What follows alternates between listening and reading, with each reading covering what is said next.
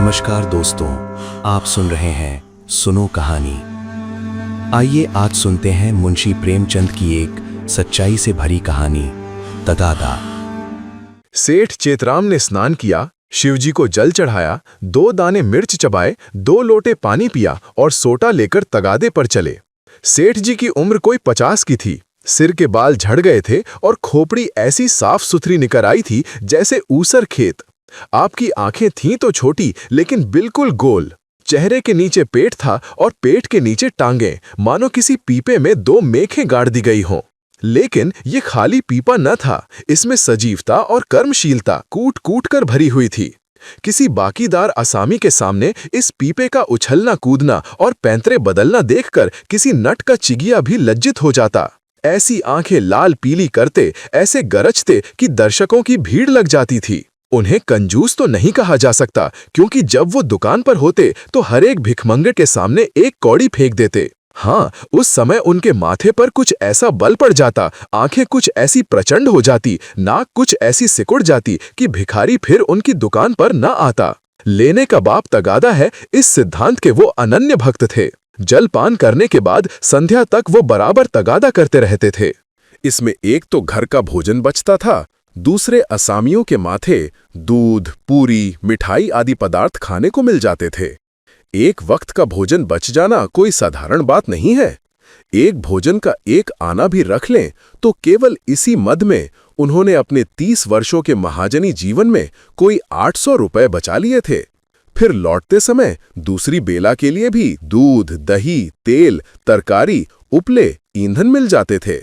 बहुधा संध्या का भोजन भी न करना पड़ता था, इसलिए तगादे से न चूकते थे। आसमान फटा पड़ता हो, आग बरस रही हो, आंधी आती हो, पर सेठ जी प्रकृति के अटल नियम की भांति तगादे पर जरूर निकल जाते। सेठानी ने पूछा, भोजन? सेठ जी ने गरज कर कहा, नहीं, सांझ का, आने पर देखी जाएगी। सेठ जी के एक किसान पर 5 रुपए आते थे। 6 महीने से दुष्ट ने सूद ब्याज कुछ न दिया था और न कभी कोई सौगात लेकर हाजिर हुआ था। उसका घर 3 कोस से कम न था, इसलिए सेठ जी टालते आते थे। आज उन्होंने उसी गांव चलने का निश्चय कर लिया। आज बिना दुष्ट से रुपए लिए न मानूंगा, चाहे कितना ही रोए घिघियाए। मगर इतनी लंबी यात्रा पैदल करना निंदास्पद था। लोग कहेंगे नाम बड़े, दर्शन थोड़े। कहलाते सेठ, चलते हैं पैदल, इसलिए मंथर गति से इधर उधर ताकते, राहगीरों से बातें करते चले जाते थे कि लोग समझें वायु सेवन करने जा रहे हैं। सहसा एक खाली इक्का उनकी तरफ जाता हुआ मिल गया। इक्केवान ने पूछा, कहाँ लाला, कहाँ जाना है? सेठ जी ने कहा, जाना तो कहीं नहीं है, 2 परख तो और है, लेकिन लाओ बैठ जाएं। इक्के वाले ने चुभती हुई आंखों से सेठ जी को देखा। सेठ जी ने भी अपनी लाल आंखों से उसे घूरा। दोनों समझ गए, आज लोहे के चने चबाने पड़ेंगे। इक्का चला। सेठ जी ने पहला वार किया, कहाँ घर है मियां साहब? घर कहाँ है हुजूर, जहां पढ़ रहूं वहीं घर है। जब घर था तब था, अब तो बेघर बेदर हूं, और सबसे बड़ी बात यह है कि बेपर हूं। तकदीर ने पर काट लिए, लडूरा बनाकर छोड़ दिया। मेरे दादा नवाबी में चकलेदार थे हुजूर, 7 जिले के मालिक। जिसे चाहें तोप दम कर दें, फांसी पर लटका दें। निकलने के पहले लाखों की थैलियां नजर चढ़ जाती थी हुजूर। नवाब साहब भाई की तरह मानते थे। एक दिन वो थे, एक दिन यह है कि हम आप लोगों की गुलामी कर रहे हैं। दिनों का फेर है। सेठ जी को हाथ मिलाते ही मालूम हो गया, पक्का फिकायत है, अखाड़ेबाज। इससे पेश पाना मुश्किल है, पर अब तो कुश्ती बद गई थी, अखाड़े में उतर पड़े थे। बोले, तो ये कहो कि बादशाही घराने के हो, ये सूरत ही गवाही दे रही है। दिनों का फेर है भाई, सब दिन बराबर नहीं जाते। हमारे यहाँ लक्ष्मी को चंचला कहते हैं, बराबर चलती रहती हैं। आज मेरे घर, कल तुम्हारे घर। तुम्हारे दादा ने रुपए तो खूब छोड़े होंगे। इक्के वाला, अरे सेठ, उस दौलत का कोई हिसाब न था, न जाने कितने तहखाने भरे हुए थे। बोरों में सोने चांदी के डले रखे हुए थे, जवाहरात टोकरियों में भरे पड़े थे। एक एक पत्थर 50-50 लाख का। चमक दमक ऐसी थी कि चिराग मात। मगर तकदीर भी तो कोई चीज है।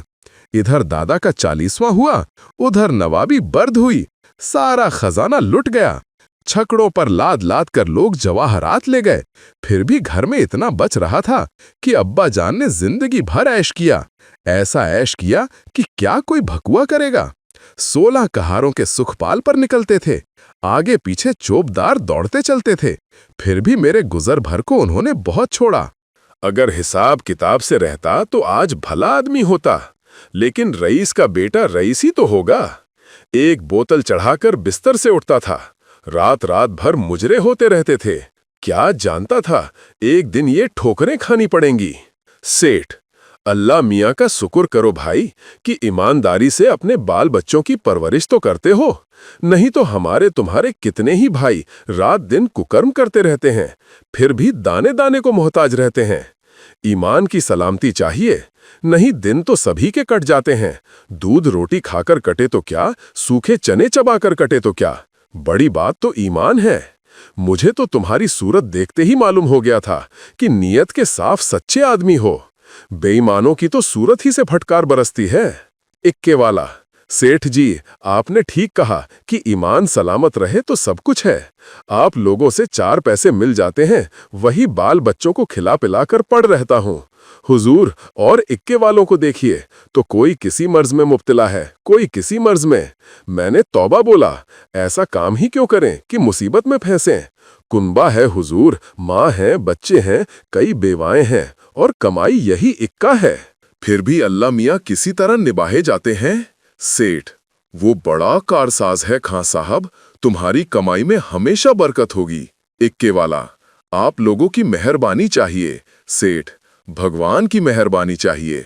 तुमसे खूब भेंट हो गई। मैं इक्के वालों से बहुत घबराता हूँ, लेकिन अब मालूम हुआ अच्छे बुरे सभी जगह होते हैं। तुम्हारे जैसा सच्चा दीनदार आदमी मैंने नहीं देखा। कैसी साफ तबीयत पाई है तुमने कि वाह। सेठ जी की ये लच्छेदार बातें सुनकर इक्के वाला समझ गया कि ये महाशय परले सिरे के बैठकबाज हैं। ये सिर्फ मेरी तारीफ करके मुझे चकमा दिया चाहते हैं। अब और किसी पहलू से अपना मतलब निकालना चाहिए।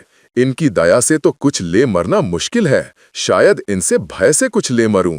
बोला, मगर लाला ये ना समझिए कि मैं जितना सीधा और नेक नजर आता हूँ उतना सीधा और नेक हूँ भी। नेकों के साथ नेक हूँ, लेकिन बुरों के साथ पक्का बदमाश हूँ। यूं कहिए आपकी जूतियां सीधी कर दूं, लेकिन किराए के मामले में किसी के साथ रियायत नहीं करता। रियायत करूं तो खाऊं क्या। सेठ जी ने समझा था इक्के वाले को हत्थे पर चढ़ा लिया, अब यात्रा निर्विघ्न और निशुल्क समाप्त हो जाएगी।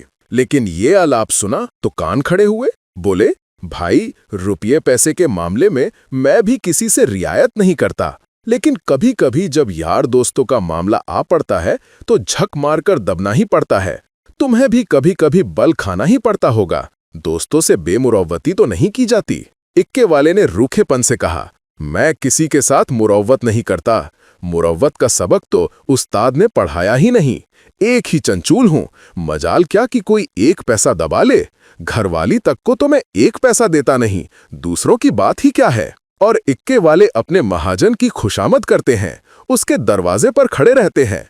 यहां महाजनों को भी धता बताता हूं, सब मेरे नाम को रोते हैं। रुपये लिए और साफ डकार गया। देखें अब कैसे वसूल करते हो बच्चा। नालिश करो, घर में क्या धरा है जो ले लोगे। सेठ जी को मानो जूड़ी चढ़ा आई। समझ गए ये शैतान बिना पैसे लिए ना मानेगा। जानते कि ये विपत्ति गले पड़ेगी तो भूल कर भी इक्के पर पांव न रखते। इतनी दूर पैदल चलने में कौन पैर टूटे जाते थे। अगर इस तरह रोज पैसे देने पड़े तो फिर लेन देन कर चुका। सेठ जी भक्त जीव थे। शिव जी को जल चढ़ाने में जब से होश संभाला एक नागा भी न किया। क्या भक्तवत्सल शंकर भगवान इस अवसर पर मेरी सहायता न करेंगे। इष्ट देव का सुमरन करके बोले, खौ साहब और किसी से चाहे न दबो, पर पुलिस से तो दबना ही पड़ता होगा, वो तो किसी के सगे नहीं होते। इक्के वाले ने कहा, मारा कभी नहीं, उनसे उल्टे और कुछ न कुछ वसूल करता हूं।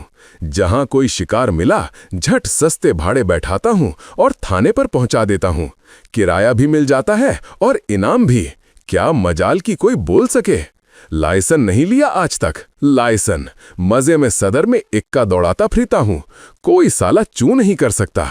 मेले ठेलों में अपनी खूब बनाती है, अच्छे अच्छे माल चुनकर कोतवाली पहुंचाता हूँ। वहां कौन किसी की दाल गलती है? जिसे चाहे रोक ले, 1 दिन 2 दिन 3 दिन 20 बहाने हैं। कह दिया, शक था कि ये औरत को भगाए लिए जाता था। फिर कौन बोल सकता है? साहब भी छोड़ना चाहें तो नहीं छोड़ सकते। मुझे सीधा न समझिएगा, एक ही हरामी हूं।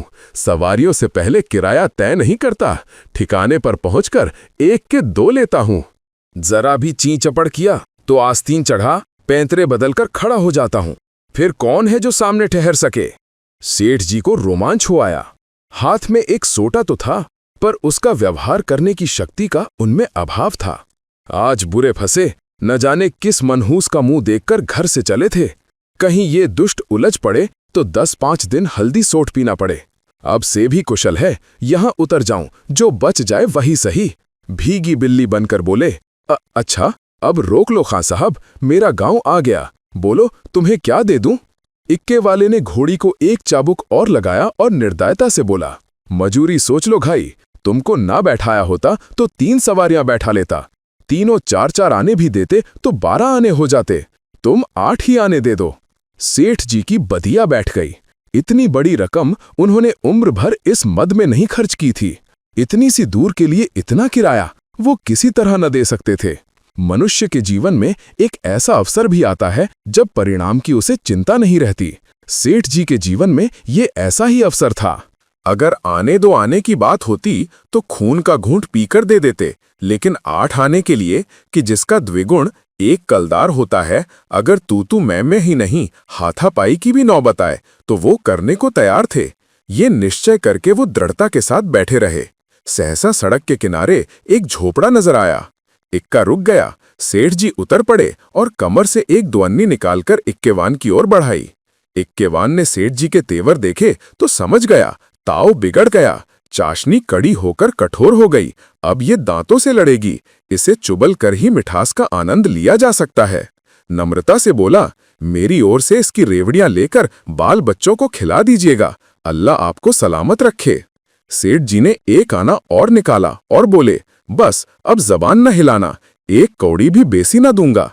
इक्के वाला, नहीं मालिक, आप ही ऐसा कहेंगे तो हम गरीबों के बाल बच्चे कहाँ से पलेंगे? हम लोग भी आदमी पहचानते हैं हुजूर।